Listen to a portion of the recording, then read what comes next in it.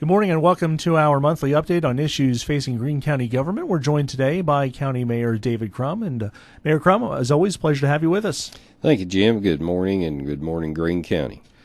The Greene County Commissioners met on Monday night at the for their monthly June meeting, and a number of items on the agenda. A couple items that took up a lot of conversation as the night went on. One of the items, and we'll talk about this one first off, was the issue that's been going on about the airport authority getting a loan from the bank and needing a couple letters of guaranteeing the payment, almost like promissory notes. And after a couple months of discussion about that, it's finally been released that you can submit that letter to the bank. And just talk a little bit about that whole process and where we are with it now.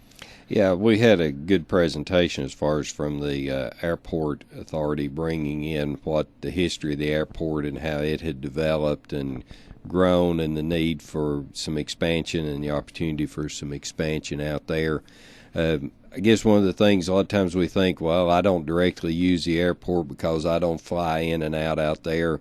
But there was a lot of businesses that were listed that routinely fly in and out, and commercially wise there that way, that support our manufacturing industry here. And I think if we saw that list, it all affects us in some way, indirectly at least.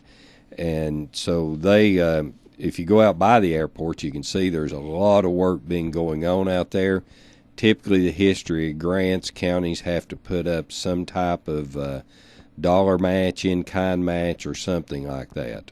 The airport has been progressing for some time to do line of sight and some expansion, and that's where they were at, and it kind of hit quick, I guess, and that's was what was part of the issue. Was we hadn't communicated well to understand this was coming up and the need, and the airport was needing to provide their part of the funding, and they needed us to basically co-sign the loan. They believe they're good for it. They showed some numbers that indicate they are. They've been having some problems because of all the properties and things, as they explained, that they've been acquiring.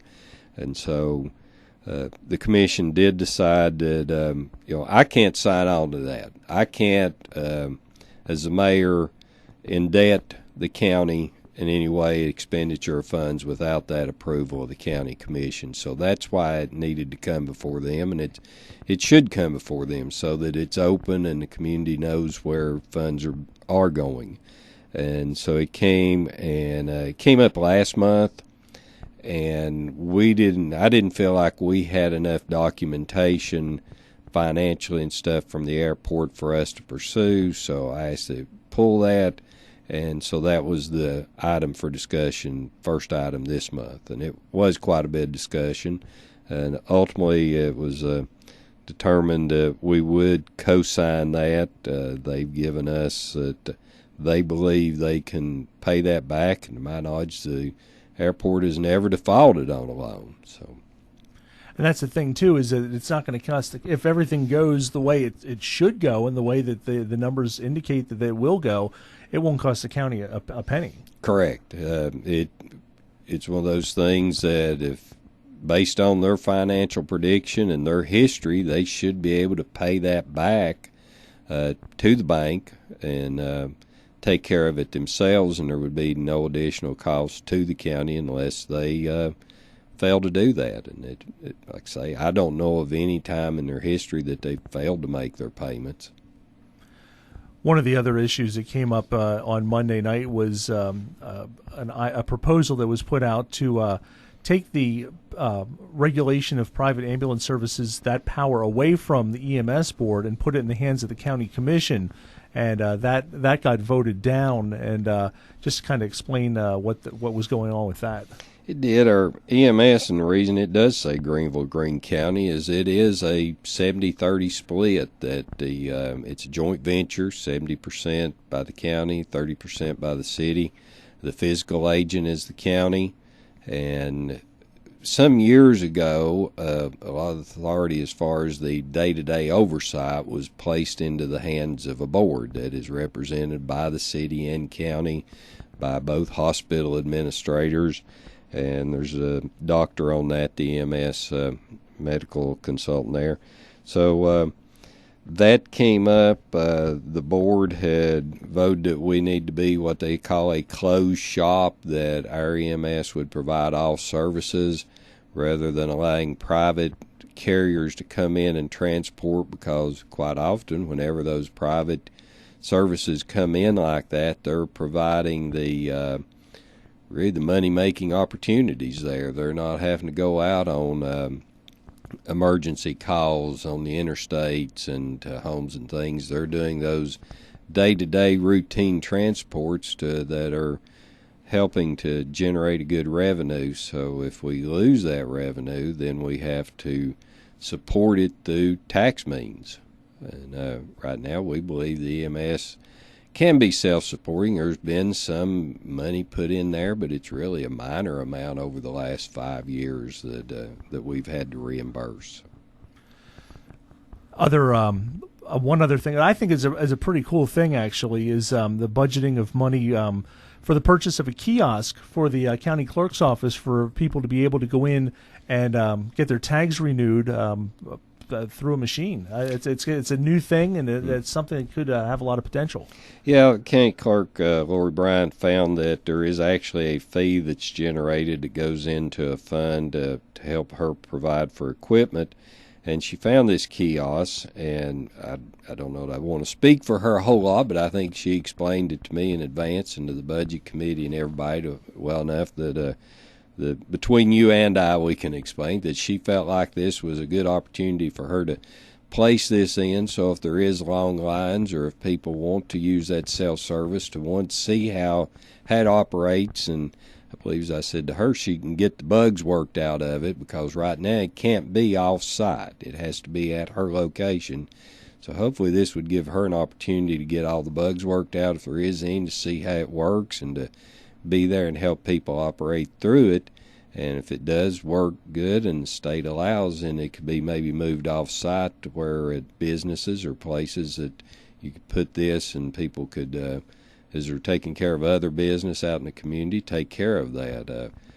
Well, my suggestions would be at the courthouse would be a good place. If you get stopped and realize you didn't have your registration current valid, you could go into the courthouse and take care of that and show it and take care of that all at one time. But that would be up to Lori where she feels would be the best place to move that to. And of course, people think, if you're going to be automating some of their services, that maybe that there could be some reduction in staffing. But the way it's presented and the way you look at it is that that office is pretty stressed to the gills right now, and this will give them a chance to kind of ease up take a little bit of pressure off, which will help them continue to do some of the other things that they've got going on. Yeah, that's how Lori wanted to, show that it would, increase her technology, her ability to operate more efficiently, and as people maybe use it a little bit more, as more cars maybe come into the county and more things come through her office, it would help offset that increase that puts on her office through improved efficiencies. Another item that was some dispersal of funds was for some improvements and some renovations over at the health department. Sean Street, the director over there, and he made a good presentation, I thought, at a budget and finance meeting where there's some renovations, especially to some restrooms and to some other structural issues that are going to have to be addressed, and they're going to get some money for that. Yeah, it has. Sean's been looking for a dentist, and some of the funds have been going in there. And as you know, Jim, a great portion of the money that comes into the health department comes from state money. The percentage-wise is small that the county has to put into that. So he wanted to keep those funds and put them into our capital projects fund, and designated that for some capital improvements, to move them there and to where he would have them and be able to do those improvements to his facility. Many of the other items that were in the agenda, and some of the resolutions were just some basic dispersal of funds and moving some things around. One that came up was budgeting some more money for solid waste to take care of some disposal fees for tires, and I guess they've been getting a lot of tires that they've had to get rid of in the last few months. That's one of those things. Tires, it's kind of confusing. Whenever you buy tires, you know, an X amount goes into a fund that goes to the state, and we get a different amount back. So it's not dollar for dollar whenever you're putting a dollar in there. Some comes back, and we're going to have to take tires if people bring them, because I don't think we want people throwing tires out along the road, and the problems that can create, because we've all seen tires ended up in places that a community I don't think wants them to be. Just looking at the numbers that were provided in the solid waste report, they've had over 14,000 tires brought in through the end of May. That is a lot of tires, and but the recycling numbers is one thing that I just continue to marvel at. And with 1 month to go in the fiscal year, that they've gotten over $230,000 in recycling revenue this year, compared to $117,000 last year. Well, what we found was actually that's total revenues.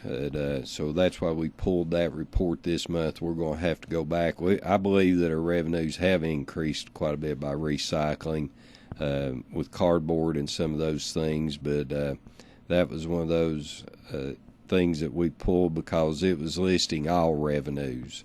So we need to go back and correct that. I see. It's still been much improved, though, regardless of what the numbers come down to. One of the things, Jim, I know you usually lead, that I want to kind of mention a little project that TVA approached us with at Kentzer Bridge. There at the 107 cutoff. They've got a little bit of money that they approached us that they're willing to provide. David Weems is going to do some work there to kind of smooth that out a little bit and put like a little concrete. It sounds like a boat dock, but it's not. It's more just to allow people to step out into the river that want to do rafting and kayaking and things like that. They're at Kentzer Bridge, not Kentzer Park. I confuse that sometimes as I'm talking, but hopefully that will give a little more access and clean that area up. And somebody said, well, how much is it going to cost the county? And our answer is nothing, because whenever David expends whatever it costs to do the work, he'll stop working there. One other business you said about updating on the home grant that has been out there. It did. We put in an application for a home grant that to help renovate some possible low-income homes or some homes in need of repair. We submitted that and did not get it. I updated the commission on it. Hancock County received that grant this time around, so I just kind of wanted to update them. I've had a couple people at different times come in, because in some years past we've got that money, but we did not get that for this upcoming fiscal year. The Budget and Finance Committee will be meeting this afternoon to take a further look at some of the budget information. Last Thursday, they were able to get their first look at the complete budget for 2015-16, and with a couple exceptions, the budget seems to be in a pretty good place, all things considered. Yeah, it still scares me. I'm just almost pessimistic, I guess, Jim, in a little ways, but one of the older commissioners was there, and I say older by tenure-wise, John Waddle, and he's like, oh, you're in pretty good shape. I think we can get things put together. One of the big problems there is solid waste is out the biggest there, and those tipping fees and garbage it's kind of one of those things. What comes in is what we have to pay, so that's why every month I'll say recycle your cardboard and those things it can be, because it does generate some revenue. So if there are things there that we can recycle, it helps. But yeah, we went through that, and we'll be digging into it more this afternoon, fine-tuning some of those areas as far as revenues and things that we've looked at to make sure we've got those as accurate as we can, and our expenditures as close as to what we think they will be. And that's why you see a whole lot of items on some of our resolutions here is clean up items, and before budget and finance trying to clean up things. Whenever you cut a budget as tight as we have, you've got to get those line items balanced out here at the end of the year.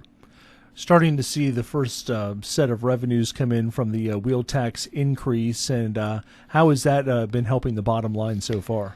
Helped tremendously. I think you can help me, Jim. I think was it $1,800,000 for the general fund there was what we had, yes. And then the debt service actually looks like it's going to be not in great shape, but a whole lot better. I think it was off the top of my head about $435,000 was the estimated plus on that.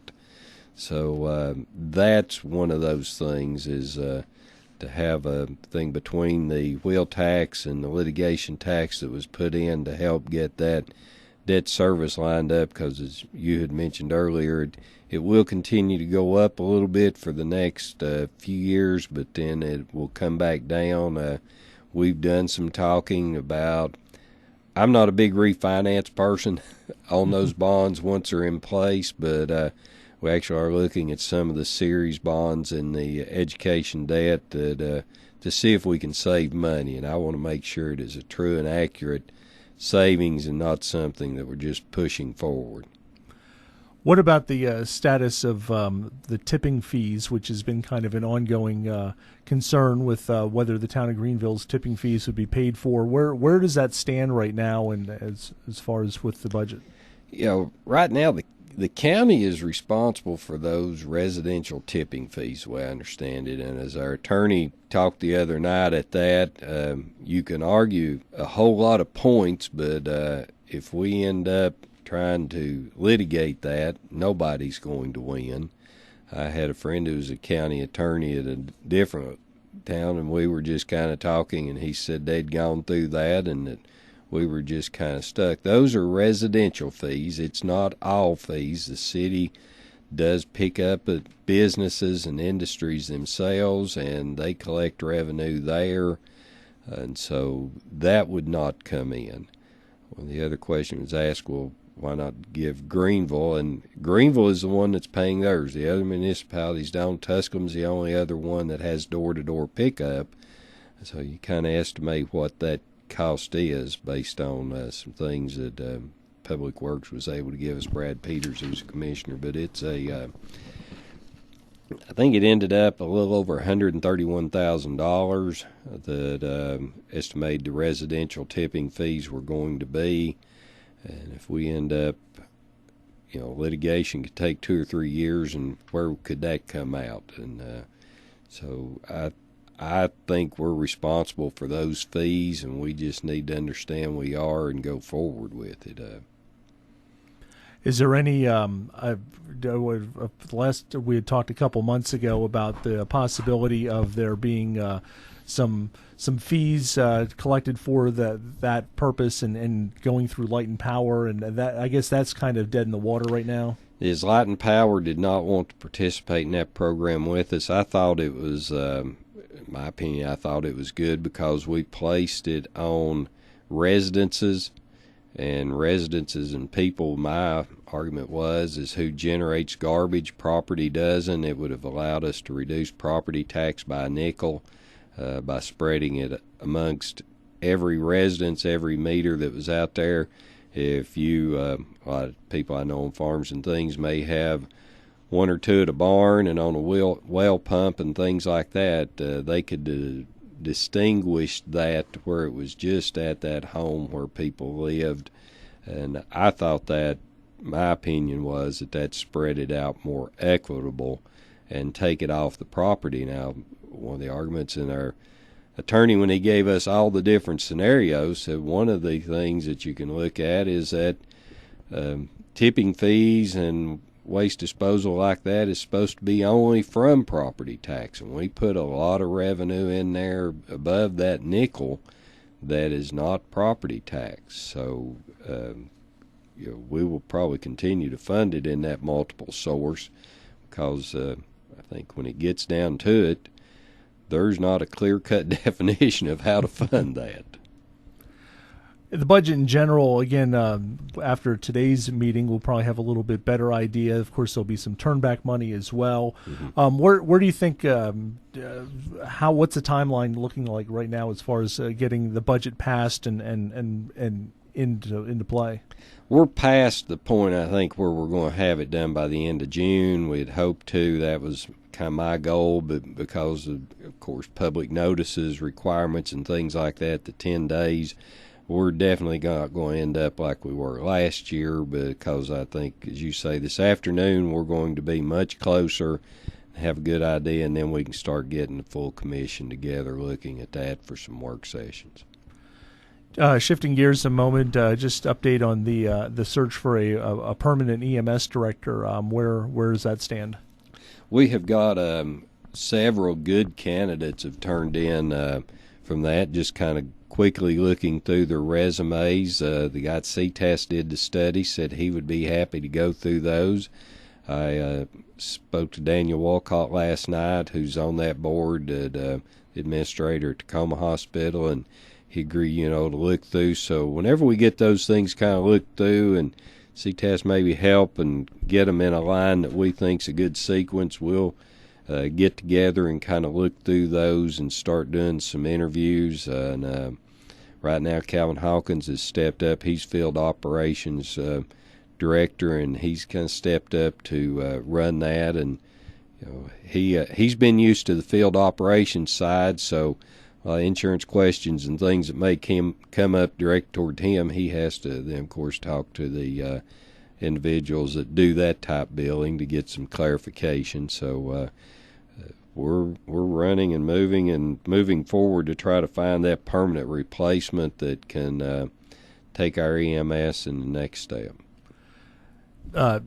Our Sheriff Pat Hankins has a lot of innovative ideas and a lot of really kind of outside the box thinking on some things that have really been beneficial. And one of the things he's had one of his inmates doing some murals and doing some painting, and there was a recent story about him doing some painting down at the jail and down in that area. Well, I guess that's affecting you directly now too.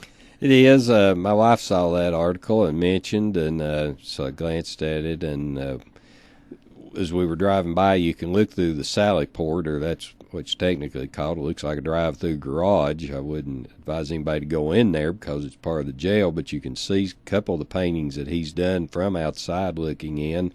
And so the part of the hallway right outside my office, I contacted, and he's actually there working, and it'll take him a couple days there to finish. He's putting the Greene County seal will be put up outside my office. So if you come over by the courthouse here probably Friday sometime, or at least next week, come down the hallway and take a look at that. He's got some talent.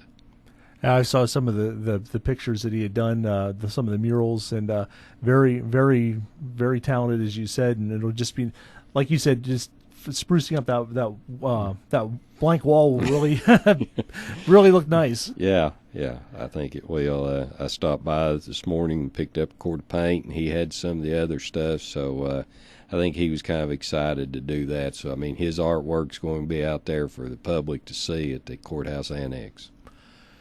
Anything else that's on your agenda or items that you want to share before we call today? Well, not really. Thanks, Jim. For all the cold weather we had and things we had to put up with a few months ago, we have switched gears, and it sure is dry out there. I was looking at some grass and stuff today, and I think it's time, if we've not been, we need to be doing a little praying for rain. And for those in Texas, it may have got too much, but hopefully we'll start getting some moisture to green things back up here in Greene County. We have been a little down throughout the course of the year, but all it takes is a couple good rainfalls to get that back into play. So by the next time we meet, we'll have already passed the 4th of July already, and it's hard to believe that we've reached that point of the year. And some great events coming up for the 4th, and I know you'll probably be involved with celebrations and that sort. So it's kind of almost the midway point of summer in a sense, but it's going to be here before we know it. Yeah, we've got Father's Day this weekend, Jim. Yes. You mentioned that, so happy Father's Day to all those who are, and to those that are remembering their fathers that may have passed. And the 4th of July will be coming up. There's a whole lot of activities going on in Greenville, and I'm sure elsewhere around the county. And the Astros, I think, crank up here in about a week. Yes, one more week and they'll be home. Yeah, so get out and take me out to the ball game, I guess. That's right. It should be another fun season out there for to watch them play, and of course, always activities happening in and around the area. And we'll hope everybody has a safe and healthy summer. Yeah, Relay for Life's this weekend, I think. So, there's just always something going on, and it doesn't take a lot of looking to find something to be active with. Well, I'm sure we'll both be active and try and stay out of the heat, if nothing else. Yeah. For Greene County Mayor David Crum, I'm Jim Miller. Thank you again, Mayor, for stopping by, and we will talk to you again next month. Thank you, Jim. Thanks, Greene County.